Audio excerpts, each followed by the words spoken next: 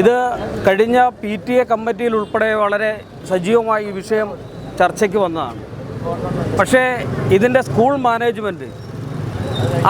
Management അവർ വളരെ നിരുത്തരവാദപരമായ പ്രവൃത്തിയിലൂടെയാണ് ഇതിൻ്റെ അവരെ ശ്രദ്ധയിൽപ്പെടുത്തിയിട്ടും അവരത് ഉത്തരവാദിത്വത്തോടു കൂടി ഇതിനൊരു നിയമ നടപടി സ്വീകരിക്കുന്നതിനോ ഇതിനൊരു ശാശ്വത പരിഹാരം കാണുന്നതിനോ നാളിതുവരെ അവർക്ക് കഴിഞ്ഞിട്ടില്ല എന്നുള്ളത് മാത്രമല്ല, ഇതൊരു രാഷ്ട്രീയവൽക്കരിച്ച് ഈ സ്കൂളിനെ, ഇവിടെ നിരവധി ആൾക്കാർ ഈ സ്കൂളിൽ നിന്ന് പഠിച്ചിറങ്ങിയവരുണ്ട്.